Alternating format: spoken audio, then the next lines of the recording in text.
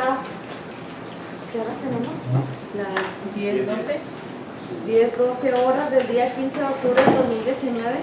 Se abre la reunión con el objeto de verificar la existencia del quórum. Solicito a la diputada secretaria sirva a pasar lista de asistencia. Con su permiso, diputada presidenta, por instrucciones de la presidenta, procedo a pasar lista de asistencia. Sí.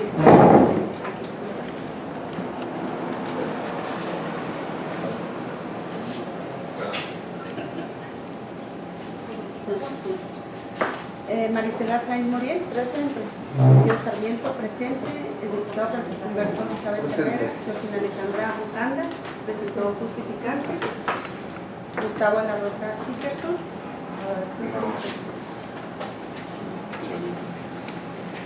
Diputada presidenta, le informo que nos encontramos 3 de los 5 integrantes de la comisión. Gracias, diputada secretaria. Se da inicio a la reunión del día 15 de octubre del 2019 instalados en la sala Víctor Hugo Rascón Banda. A continuación me permito poner a su consideración los asuntos a tratar de esta reunión. Asunto 131, asunto 620, asunto 666, asunto 769.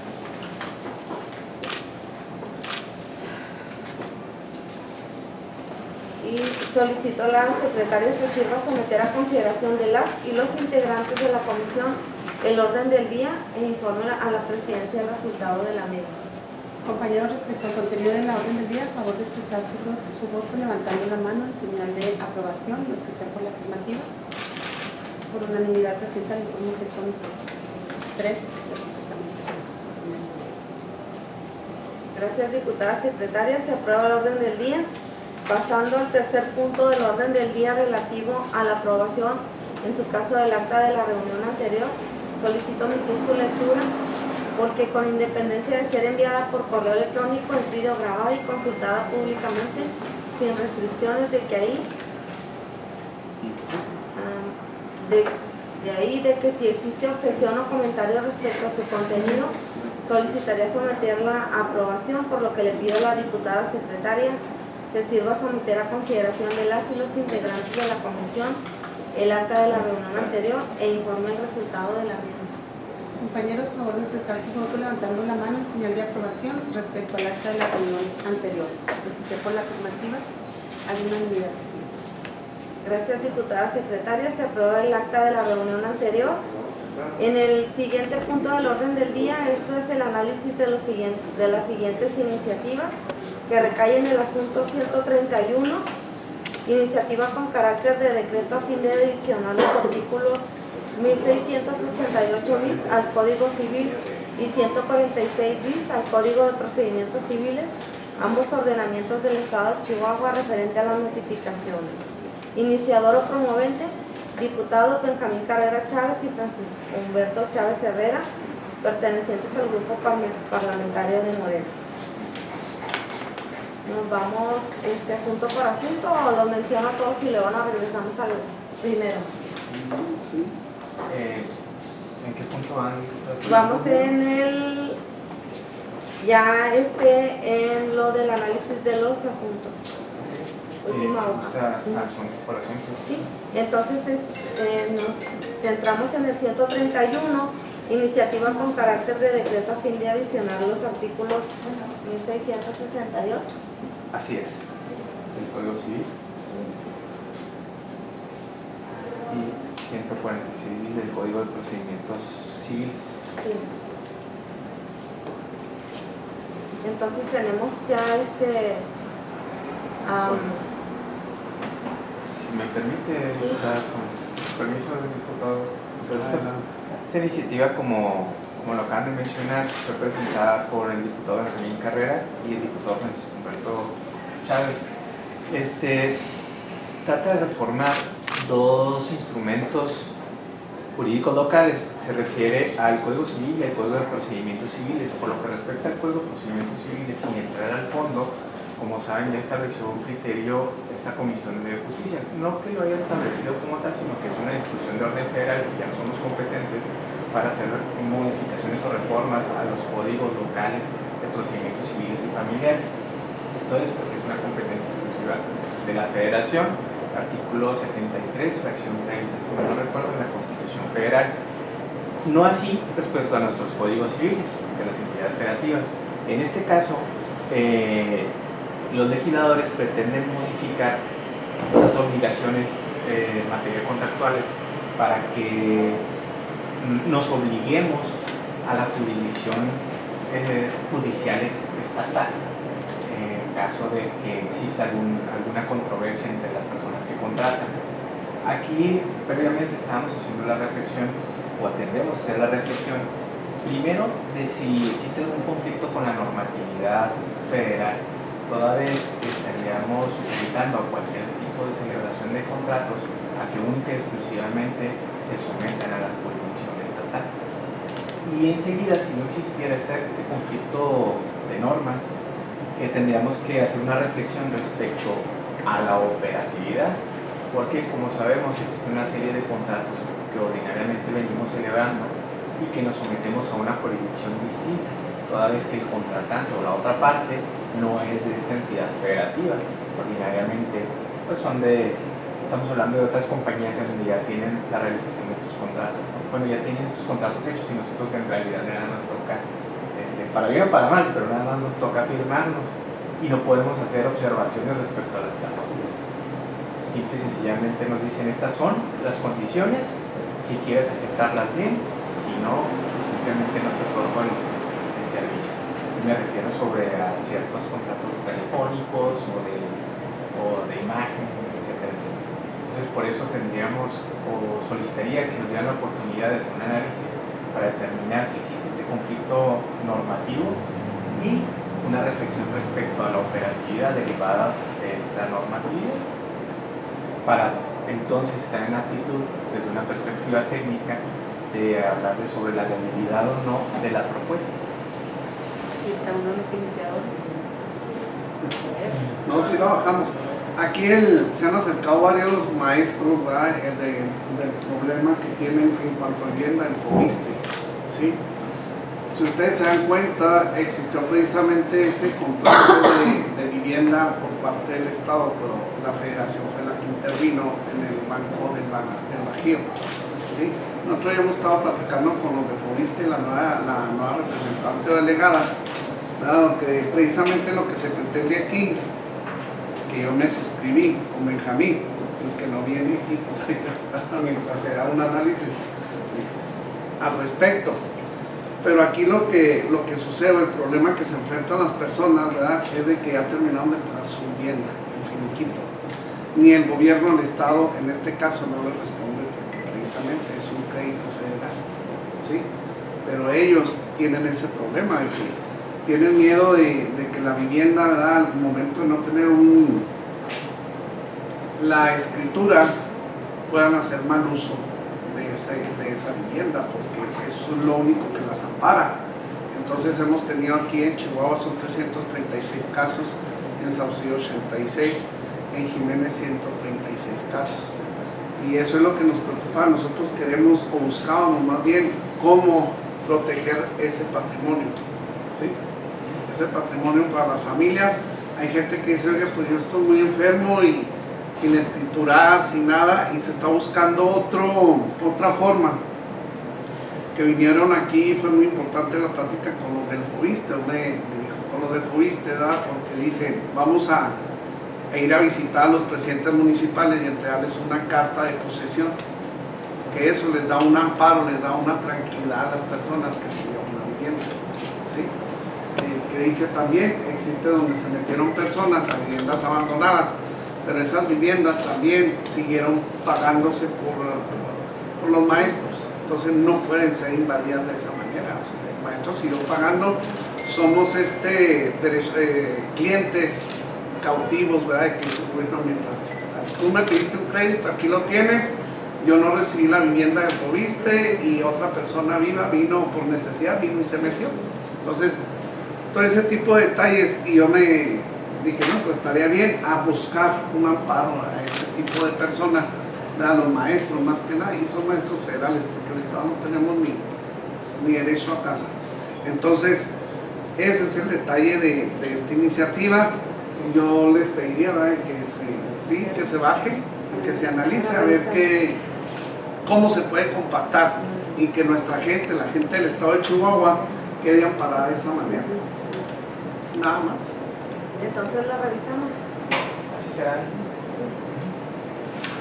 Entonces nos vamos con la iniciativa 620, iniciativa con carácter de decreto, a efecto de reformar el primer párrafo del artículo 110 del Código Penal del Estado de Chihuahua referente a la caducidad en los delitos de querella. Pásale. Gracias. Bueno, esas se son ustedes, pero muy buenas. Muy buenas intervenciones. Adelante. ¿Tienes conocimiento negativo, Memo, de la iniciativa? Claro. El análisis. Como saben, bueno, como dijeron ahorita, es una iniciativa presentada por la diputada Chávez Moza del Partido Revolucionario Institucional que pretende modificar la caducidad en los delitos de querella.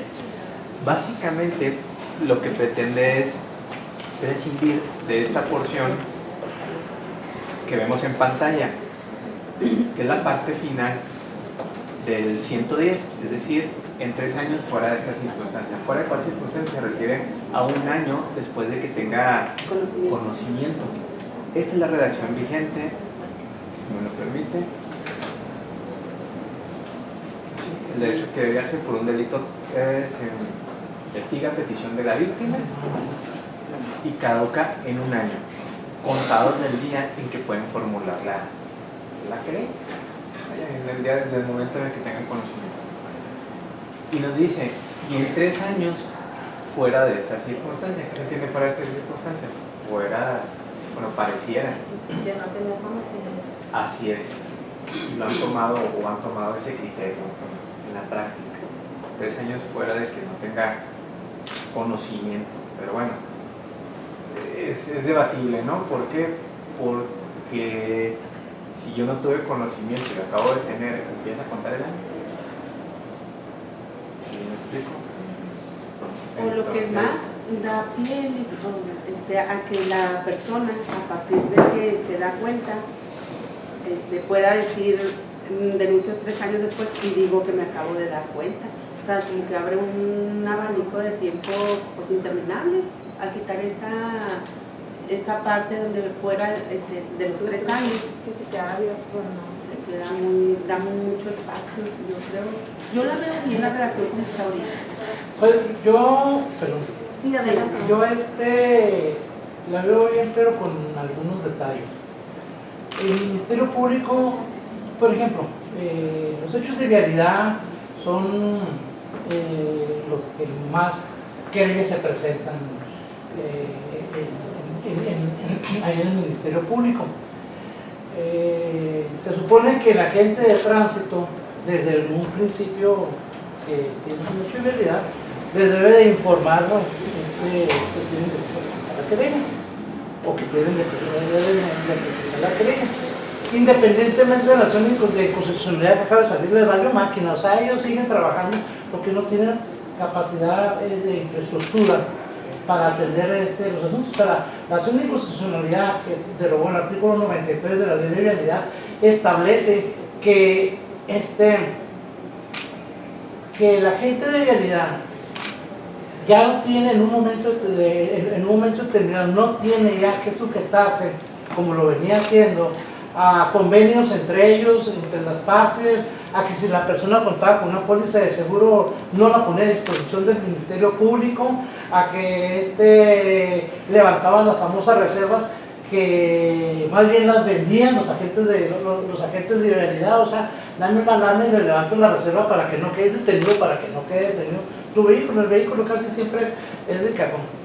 La Corte ya les dijo, no, tú no eres más que un auxiliar de la autoridad investigadora y a ti no te toca levantar ni reservas, ni establecer criterios, ni omitir que la detención de una persona en flagrancia. Es competencia federal, por tanto te derogó ese artículo. Eso les cayó como bomba y se dieron cuenta de que no tienen la capacidad de infraestructura para sostener eso. Por ejemplo, en vialidad tienen, voy para lo de la calle, en vialidad tienen un agente del Ministerio Público que tiene un horario de 9 a 3 y de 6 a 9. Supongamos que en un lunes que tengan 20 accidentes, porque dicen que tienen más, en el horario de 8 a 10 de la mañana, que es cuando las madres de familia van al trabajo o llevan a sus hijos a la escuela. 20 accidentes significa sacar 40 agentes de la calle para mandarlos a vialidad, a levantar las altas y a responder. ¿Para qué los para? ¿Para la presión? Pero lo siguen haciendo con tiempo. Pero la presión fundamental de eso, yo lo veo bien, pero siempre y cuando el Ministerio Público le haga una notificación fehaciente a la persona que tiene la facultad de presentar la querella, de que incluso con los términos tienes un año para presentarlo. Porque el Ministerio Público todo se maneja de que el único que puede presentar la querella es el propietario del vehículo, cuando ya la copia ya no superó eso. O sea, puede ser el poseedor o aquel que requiere. Si fuera el propietario, casi todos los vehículos están financiados y los vehículos están con reserva de dominio, pues jamás presentaría el propietario. Entonces, sí, en un momento determinado ponerle un candado de que el Ministerio Público en un año, pero que tiene que levantar constancia fehaciente de que notificó a la persona que tiene la facultad de presentar la querella, o sea poseedor, o sea propietario o el que tenga interés jurídico, como lo dice el artículo 125 del Código Nacional de Procedimientos Penales. Porque el artículo 148 lo aplican mucho de las 12 y 24 horas en los casos de flagrancia, pero nunca le notifican realmente al propietario o al que tiene la facultad.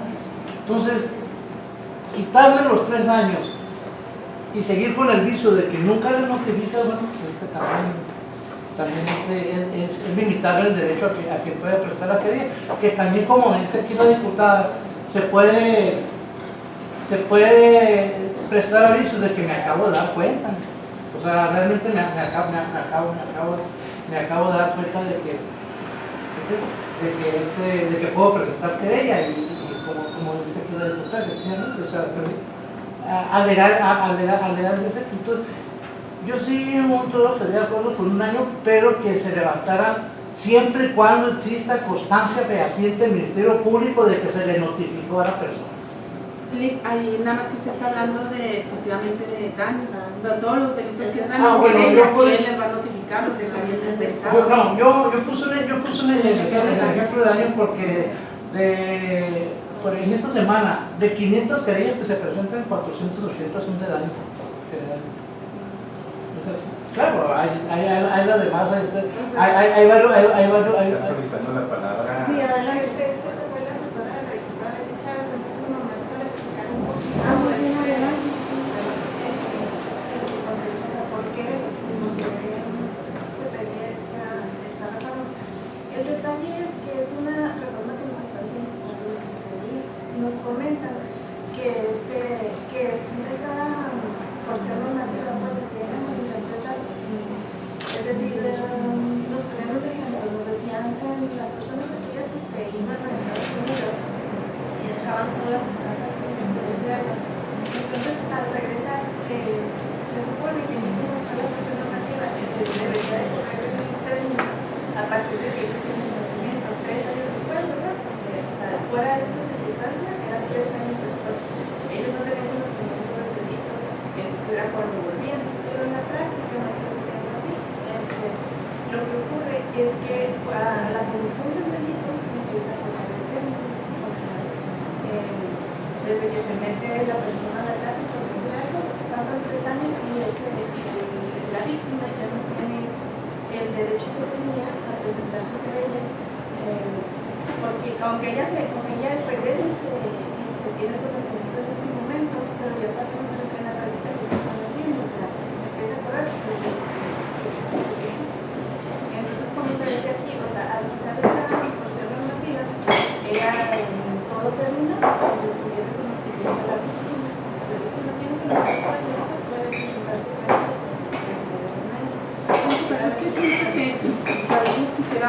solucionar todo por la vía penal.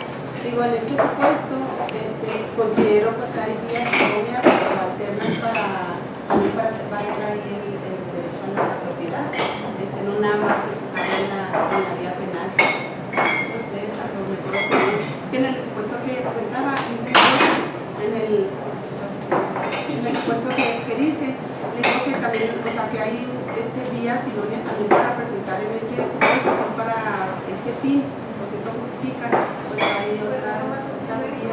Comentaban el hecho de que se quedara sin esa normativa de que tuviera conocimiento del delito y en 3 años fuera de estas situaciones, o sea, fuera de estas situaciones cuando no tuviera conocimiento del delito, pero que en la práctica normalmente no es así, o sea, es a partir de la realización del delito. Ese es el detalle. Hay otro problema, ahorita se me va a la mente para mencionar en la vida de propiedad. Hay en ocasiones, el día de ellas, una alternativa es que se puede pasar, se puede dar el caso de que pertenezca en el engaño, porque se vienen pláticas y luego de repente esos acuerdos no son vinculantes para la carpeta de investigación, bueno, para la investigación ya formalizada. Y vemos que una investigación ya formalizada inicia después de que se incumplieron estos acuerdos. Entonces, se podría decir hipótesis de que la persona ya pierda el derecho a querellarse porque duraron demasiado tiempo en justicia alternativa.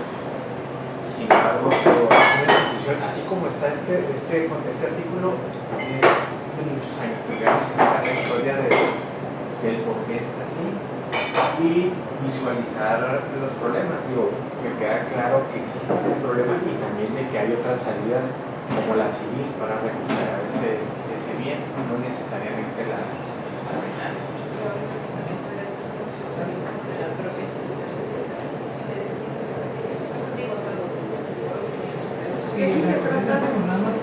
En justicia alternativa está sucediendo el problema que mencionó Guillermo.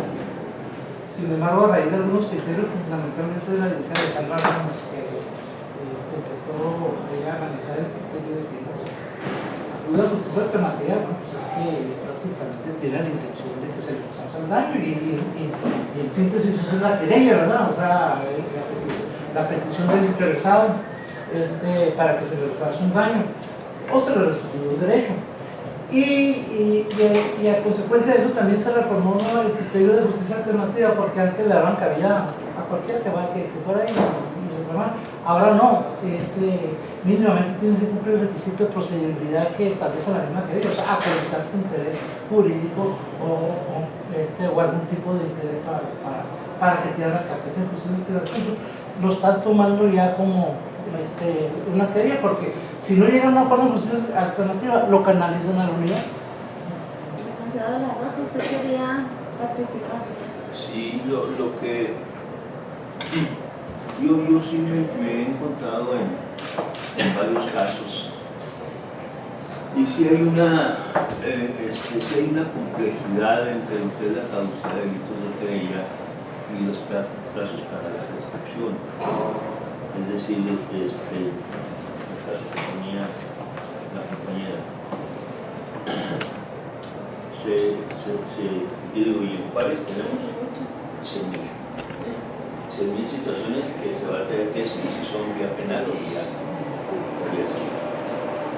civil. Se va la persona, por razón, y entra un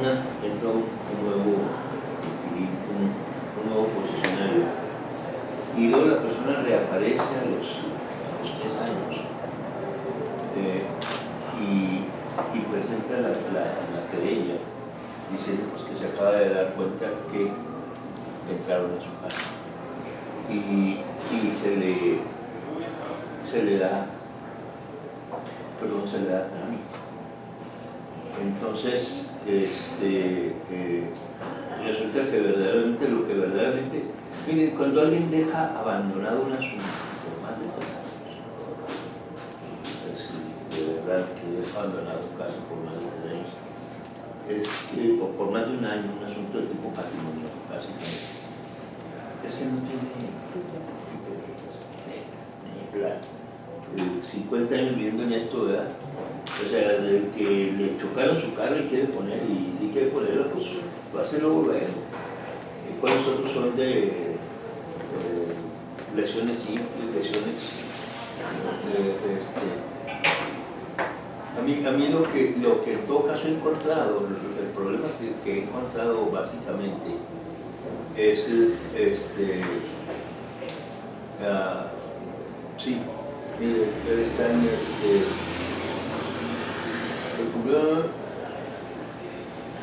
o sea, si un chavo cumple 15, 18 años o termina y no ha puesto la querella, pues es que él no está viendo su problema, no está viendo su conflicto como un conflicto tipo penal, lo está viendo como un conflicto de que pues no le paga el papá y eso, ¿no? Claro, no como un conflicto de penal hasta que hay algún evento que los hace enojar al papá y a la mamá y al hijo, y entonces ahí ponen la querella, ¿no? Igual abuso de confianza, fraude, daño, despojo, administración fraudulenta, todo eso que vemos, si la gente no actúa en un año, es que no tiene un interés verdadero de verlo por la vía penal. La vía civil puede durar hasta 10 años. Pero no que se trate de usar todas estas vías. Es usar la vía penal para tratar de resolver un problema patrimonial. Verdaderamente no se trata de una persona. Entonces a mí sí me parece que deberíamos darle una revisada no nada más al 110, sino del 110 al 109, para que pueda quedar muy claro que, porque fíjense cómo la prescripción dice de que mire, para poder de penas y medidas seguras serán continuos. Bueno, los plazos para la protección de la persona para los plazos y diligencia serán continuos. Entonces, cuando al día siguiente que el sentenciado se suspende la acción de la justicia, es que es nada más para... Bueno, es que hay otros delitos en la prescripción, ¿no? Acá somos de la extorsión. ¿Cómo se computa? Sí. A partir de que se consume el delito. A partir de que se consume el delito, yo pienso que si le damos un año a partir de que se da cuenta, un año nada más, es suficiente. Ahora, la cuestión está que, bueno, si el delito se consumó también, o sea, este es el punto. ¿Cómo combinar el 108 con el 110 para que no haya confusión? ¿Verdad? Porque hay veces que sí se consume el delito y la gente no se da cuenta que se consume el delito. Hay ciertos delitos, sobre todo en este tipo de fraude, en este tipo de delitos, ¿no? Sí, por eso dice quienes puedan formular la querella tengan conocimiento del delito. Pues a partir de que tienen conocimiento le dan un año. Y 3, fuera de estas circunstancias, afuera del conocimiento. El detalle era aquí que decían que en ocasiones no tenían conocimiento y ese fue el momento de la realización de conocimiento. Así es el único, a partir de la realización del delito, a los 3 años, para dejar 3 años fuera. Esta es la redacción vigente. Siendo un año contados desde día que quienes puedan formular la querella, y 3, yo diría, no se tiene conocimiento y que es de querella. yo diría quitarle eso, yo sí estoy con quitarle los 3 fuera de la circunstancia, porque a partir de que el delito tiene un año.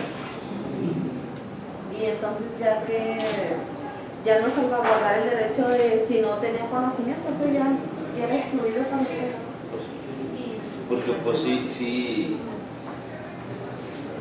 y a mí ahí se me hace duro porque a veces se dan cuenta. No, es que sí, a veces se dan cuenta de que les cometieron un fraude, fueron sucesorios. Sí, es que, blandito y no se dan cuenta que hubo un fraude. No, hasta que ya Hasta que de repente van a tratar de... No, el otro ya lo vendió. Sí.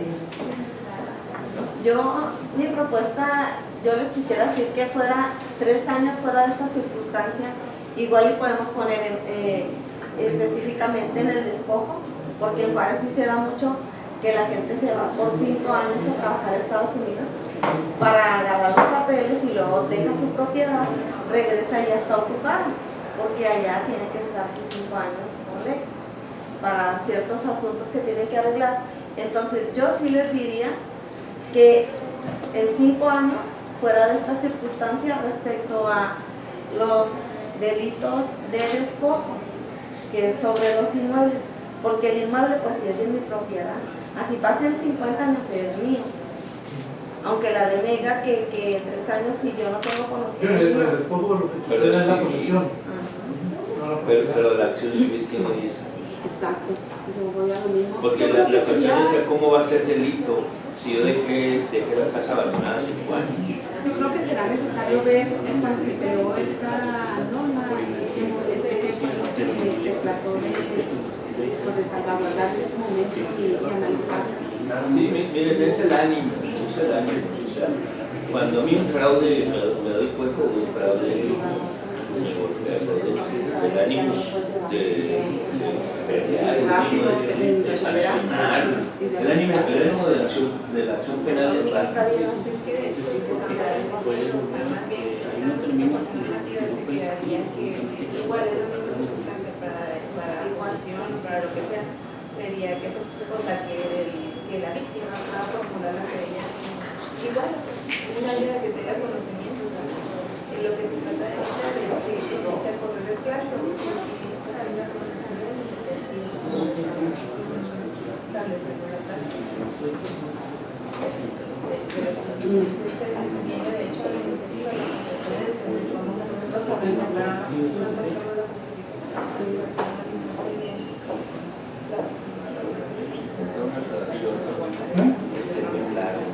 Sí, claro. ¿Hay algún buen porcentaje en el cual el Ministerio Público les puede notificar después de la justicia? Si ahí está ya el término que está por ahí. El otro problema es en el caso de como los despojos. Muchas veces no te das cuenta de que ahí sí aplicarles el año, porque además no hay un criterio para lograr cuando te dicen cuenta, cuando no te dicen cuenta, ¿no? Entonces, Sí,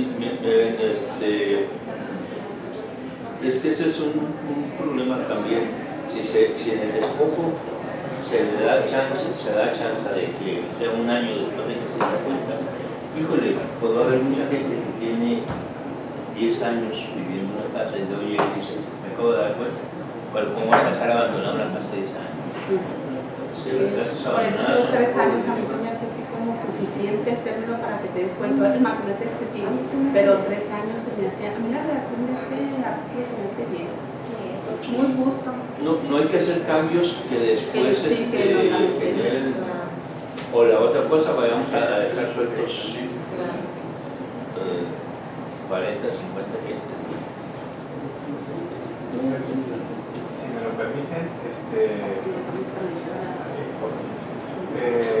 retomo toda la historia, les expongo desde cuando viene, justo si es que hay unos antecedentes históricos, cuál fue la intención en aquel momento, e incluso podría ser un ejercicio de derecho comparado con todos los demás códigos de las entidades federativas, e incluso cómo operan en algunos países la caducidad de la prescripción, hablando de estas dos figuras distintas.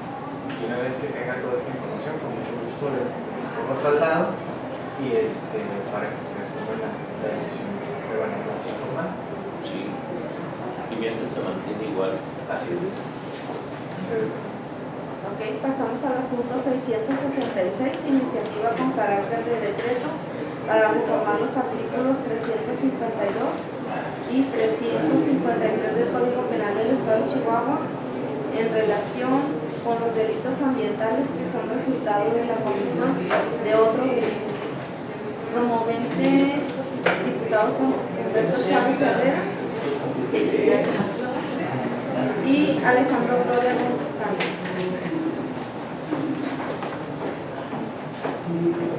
Yo por principio rechazo todo lo de sin saber, sin ver, Porque sin ver siempre no se va a sin ver. Con los ambientalistas.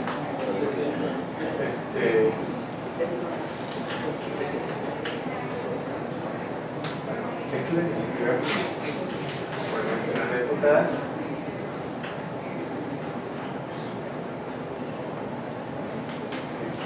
Adelante. Pretende establecer esta nueva disposición. Bueno, habla sobre la obligación de cubrir el pago de la regulación ambiental a través de aquí. Si mal no recuerdo, esta sanción ya está en los delitos medioambientales, nada más habría que verificarlo. Eso sería lo novedoso.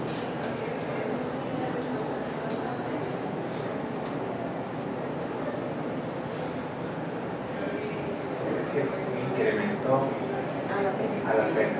Así es. Cuando la administración se encuentra a cargo del gobierno estatal o municipal. Estamos hablando de cuando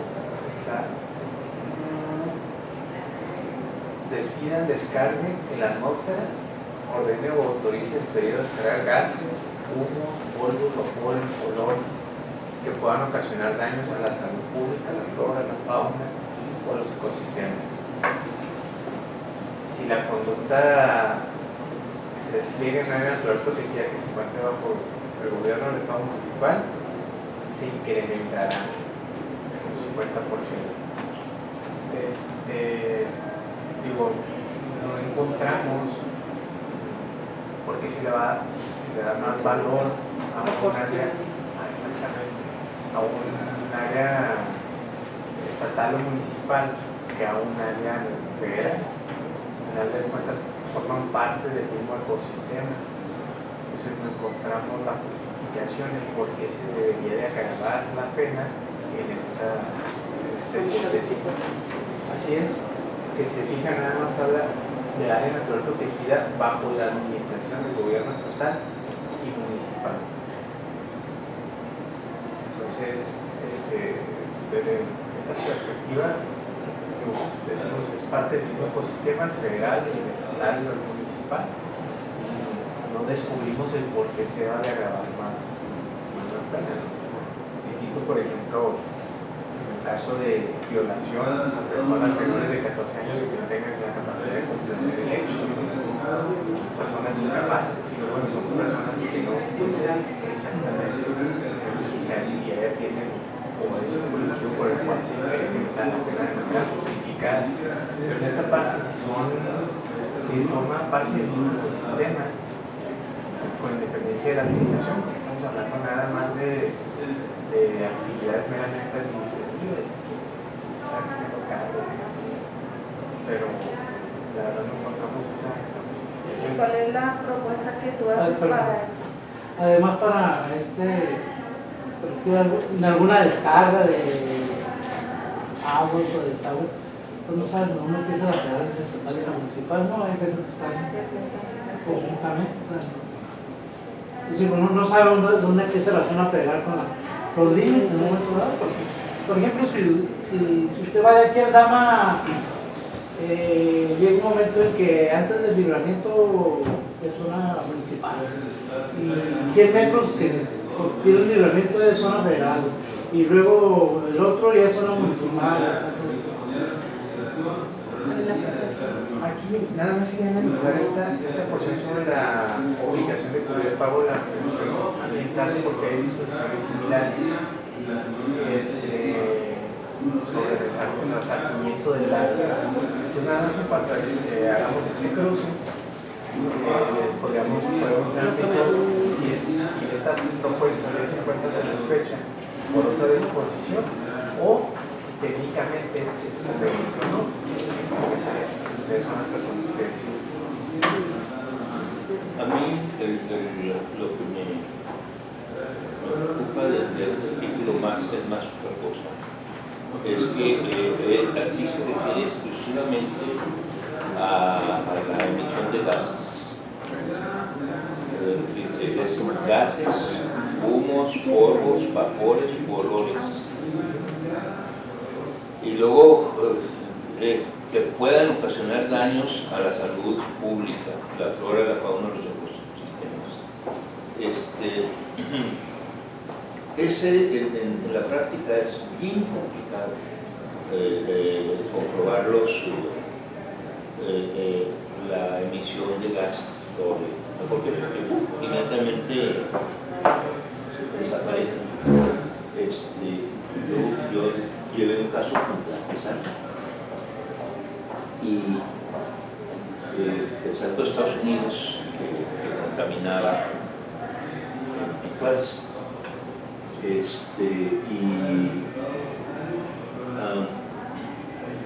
resultó que el México nunca pudo sacarlo adelante porque no había manera, ningún sistema de medición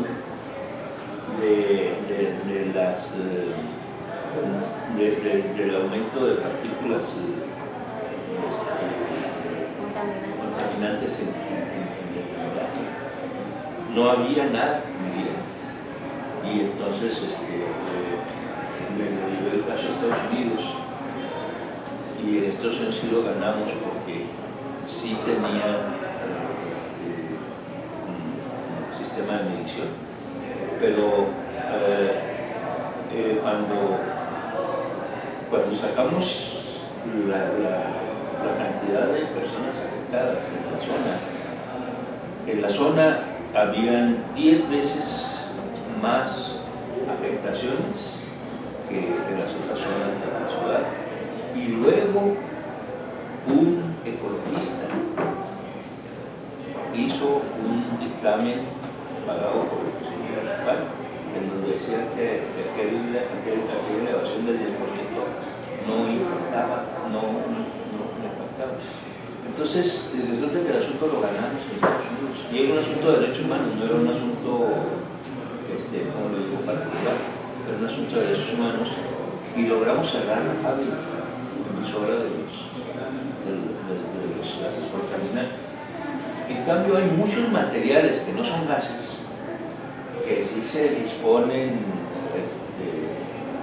así de manera arbitraria. Por ejemplo, hay fábricas o hay talleres grandes que todos los desechos los mandan al drenaje, y tienen sus drenajes secretos y se comunican al drenaje común, y entonces eso sí hace un daño pero enorme. Entonces yo diría, ya que tomamos el tema, lo hiciéramos un buen análisis, y hay que hablar lo de la mina que está de moda, lo de la mina, que al final va a quedar un poquito lo mismo, de veras va a resultar casi imposible medir que realmente sea perjudicial. Yo ya he estado trabajando mucho para no abrir la boca y después tener que... No, pues ya está que, como vimos en Juárez, mucha gente deformada, muchos niños y mucho cáncer, ¿no? Sí, que se empezó a investigar. No, sí, Lorena Aguilar estuvo viviendo como 2 años en Juárez. Pues sí, vean. Entonces el artículo 355 que ellos también pretenden reformar, ahí sí viene sobre el descargue de deposite y filtre aguas residuales, desechos o contaminantes, pero ahí lo único que ellos quieren sancionar, porque ya es de 6 a 10 años la sanción, y le ponen y obligación de cubrir el pago de la remediación ambiental, que es lo que le hacen la reforma. Bueno, ahí tendríamos que realizar porque Profepa tiene las mismas sanciones. En cuestiones de impacto ambiental para la construcción de carreteras o de cualquier obra que autorice la CDUE tiene esa misma sanción.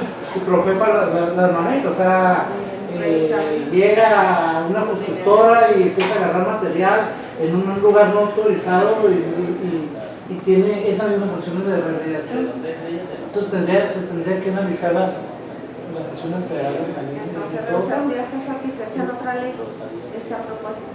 reparación de daños y Yo creo que de ahí también la posibilidad.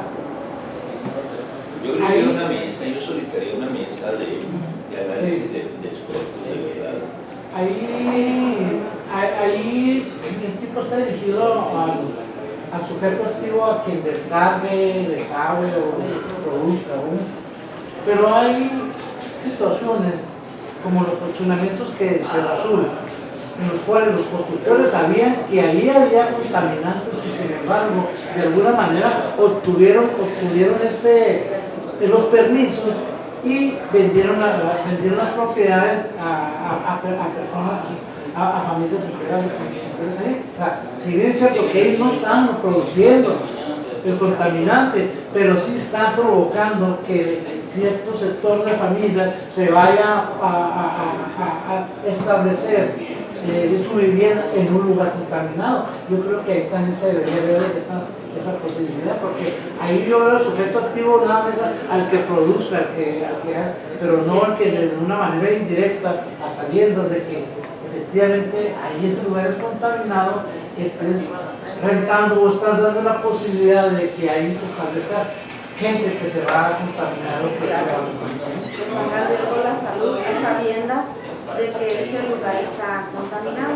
Y si estoy por una mesa de más amplia también. Sí, porque tiene muchos puntos y luego finalmente, como hay concurrentes legislaciones estatales, federales y municipales, al final no se sanciona a nadie. Al final no hay manera de... No más sancionan a los que agarran con un conejito caminando o con una tortuga, porque es el único donde se da el tipo exacto. Entonces yo sí soy de la idea de que además, porque además el problema de la mina allá en Juárez ha despertado mucho interés, pero mucho interés a base de puras declaraciones no infundadas, son declaraciones poco sostenibles porque es nada más repetición, ¿no? Entonces es muy importante si volvamos a entrar en serio a los delitos ambientales y que pongamos una mesa rapidísima, abrirla rapidísima en Juárez.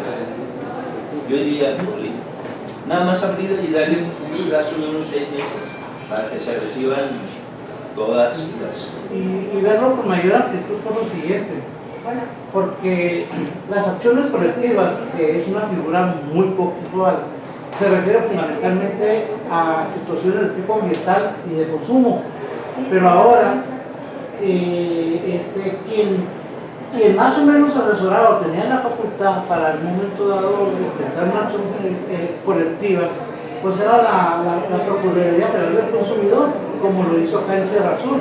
Pero ahora que desaparece la Profeco y que queda como colega, no sé si le quedan esas facultades, entonces sí habría que presionar a los constructores de alguna manera por el lado sí, vamos viendo una manera ahí, que dice que no es una sanción muy grande, pero sí que se sepan que están cometiendo un delito, y del delito sobre todo viene el pago de la remediación y los daños que ha causado, y ahí sí sería... Y que va a funcionar. Sí, en Estados Unidos, o sea, de veras, un análisis comparado entre la legislación norteamericana y la mexicana, de la EFA, nos pudiera facilitar muy bien entenderlo por fin y ponerle remedio. Mejor en México no es comprendido ese fenómeno, no, la verdad no. Ya tengo un caso, estamos defendiendo a 4,000 familias que les construyeron su casa en una laguna. La primera gran lluvia que llegó y se inundaron hasta el techo. Cerro Azul, o sea, ahí enseguida todo el jarte contaminante de la condición de agua. Ahí donde construyeron. Entonces, si me lo permiten, diputado, sería una propuesta de conformación de la mesa técnica en relación con los delitos medioambientales. Sí. Y calendario de actividades muy ejecutivos, les supongo, para atender cuáles también. No sé si eso lo pudieras subir tú como primer reporte de la mesa para informar a todos los compañeros que estamos trabajando con los delitos medioambientales. se va a hacer una mesa para invitar a los que tengan interés y sí invitar a las dependencias federales que son las más involucradas aquí, la CONFEPA, la CONAGUA, también la Junta Municipal de Agua y Saneamiento entra porque tiene que hacer sus análisis técnicos de suelo, todos los que hemos visto en los cuales son, para que le pasen saludos, que ya hemos traído un caso de la contaminación del río Conchos y ahí entra municipio, entra gobierno federal, porque todos echaban a pelotines y al último ya salió un caso de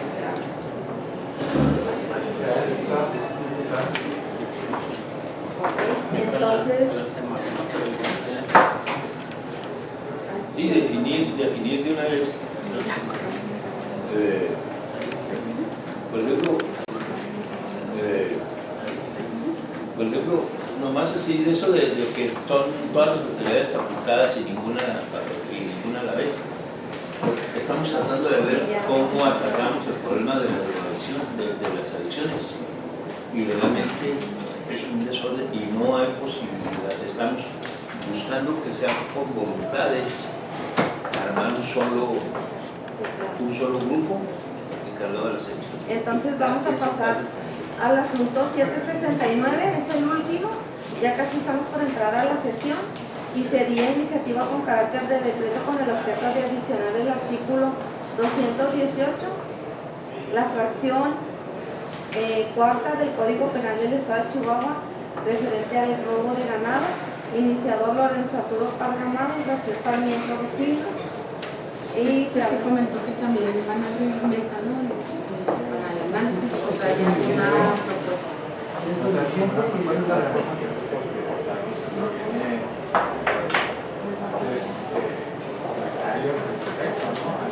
Pero aquí en la mesa técnica sería con quién? Para el robo de ganado. Fiscalía nada más. Pues, perdón. Esta iniciativa puso Carlos Mario en una ocasión, el fiscal y Noé, ya han estado insistiendo. ¿Por qué no los invitaron? Porque desde hace tiempo han estado insistiendo. Ellos traían muy buena argumentación en relación a robo de ganado. Yo creo que sería bueno y aprovechar el tema del sexting. Ahí está la iniciativa que se propuso. Podríamos agotar esas dos para ya darles una salida. Okay. Yo creo que Noé, al menos Noé no faltaría, porque incluso yo me los he topado ya en la fiscalía y me han dicho, oye, a ver si mueven sí, la de robo de ganado. Este es como la posesión de vehículos robados. Sí. Es igualito. Sí, exacto, que tienen la tendencia del ganado, a veces tienen medio año con ella. Yo no sabía que era robado, pero aquí están mis lugares, esas conductas no se castigan. Entonces lo ves con ellos y nos haces una propuesta Claro. para no hacer mesa. Voy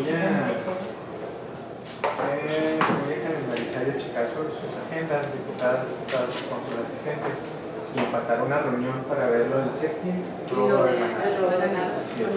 para que maten dos pájaros de un tiro ellos. Así Bueno, que, nosotros, pero sí, con la opinión de ellos. Ok, pasando al último punto a deshogar, solicito a la diputada secretaria pregunte a las y los integrantes de la comisión si tiene algún asunto general que tratar. ¿Hay algún asunto general que tratar? No. Presidente. No habiendo más asuntos que tratar, siendo las... ¿Qué horas tenemos por aquí? a las 11:06. 11:06 del día en que se activa, se levanta la reunión. Buen día.